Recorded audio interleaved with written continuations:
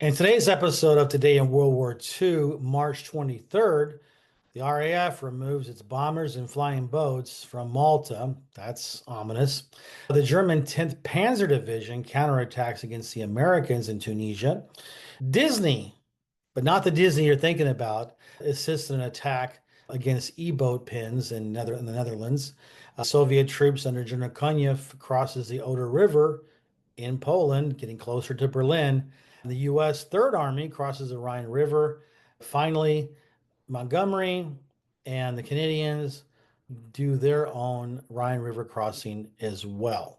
Just want to say Patton got there first. Let's get started. Okay, so in March 23rd, 1941, the RAF was being pounded by the incessant Luftwaffe and Italian Air Force attacks. Never withdrew everything from Malta, but in this case, they had to withdraw the bombers and the flying boats because they were sitting ducks. They left the fighters only. They had hurricanes, but by this time of the war, the hurricane was pretty much obsolete against the newer versions of the ME-109. So they were just dead baby seals to be clubbed in the Arctic. So the Spitfires are the only thing that could go against the 109s at this time. They had to bring carriers in and launch them and then move back before the Germans could get to them. And they lost a couple carriers doing this. So at this point in time, the bombing, Malta was under an incessant bombing for almost 2 years straight. But it's like beating someone up, someone you need to kill, but you keep beating them up, but you kept giving them breathers and they can get back up again and keep fighting instead of when they're down, cutting their throat or just putting a bullet in their head. And that's kind of what was going on here with the Luftwaffe. In fact, Kesselring was so frustrated, he told Hitler once, look, you can't sink an island. But Hitler didn't have the huevos to drop paratroops or do an invasion. And that's what ended up losing the war in the Mediterranean, was not taking out Malta. Speaking of the Mediterranean, on March 23rd, 1943, we're going to fast forward 2 years just to set the stage. The Americans and the British had landed in North Africa, French North Africa. Montgomery's Eighth Army had been chasing Rommel after the Battle of El Alamein in Egypt. They all converged in Sicily. No, Sicily. What am I saying? Sicily, Tunisia. Rommel had punched the Americans in the nose, I don't know, a couple weeks ago with the Battle of Kesselring Pass, but he could not attack any farther. It was just a spoiling attack. He withdrew. The Americans put new troops back in there. The Germans decided they were going to send an entire division against advancing American troops in the El Ghoutar region in Tunisia. Well, very heavy American anti-tank fire was able to repulse the Germans, and they took heavy losses and had to withdraw.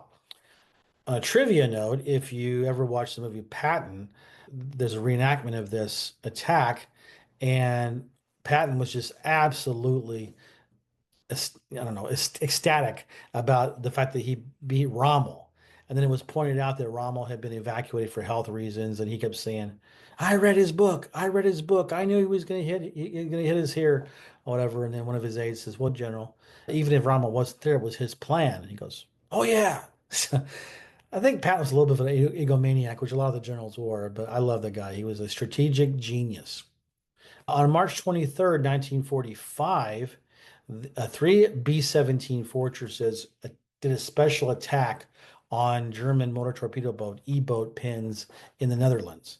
And it was a Disney operation. Before you start thinking, like I did, when I first heard about this, was that they were going to drop Pluto and Minnie and Mickey and go off and sabotage these pens. No, Disney was the name of bombs that were rocket powered. They were designed to penetrate deep into concrete structures. So obviously these, like the U-boat pens, the E-boat pens, were very heavily protected by concrete overhangs. This was the response the Allies had. They were very dangerous missions.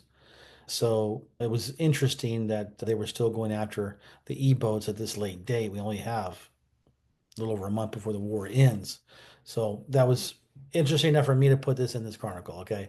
On the same day, March 23rd, 1945, Soviet troops under General Konev crossed the Oder River in Poland, and they're getting ever closer. By this time, you've got Zhukov, who's the commander in chief. I mean, Stalin's commander in chief, but he was in charge of the entire. He was basically Eisenhower the Soviets, Eisenhower, in that sense. He was in command of all the armies that were going against Hitler on the Eastern Front.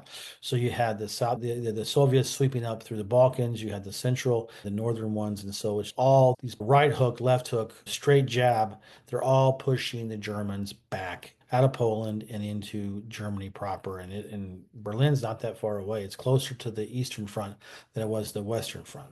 Okay, so that was noteworthy to mention this, that they were getting closer. U.S. Third Army, Patton's army, crossed the Rhine River, as we talked about. They did two crossings. They crossed in the west of Mainz near Oppenheim, and they also crossed near Worms. The British Army, the Second Army, and the Canadians, they also launched their attacks across the Rhine. So after today, everybody, all the armies, the Allied armies, the Canadians, the Brits, and the Americans, they were all across the Rhine, the last major defense obstacle to Germany proper. And then you can tell it's just going to go downhill very, very quickly. So that's it. That's it for today. Thank you for being here. I appreciate it. I'll talk to you tomorrow.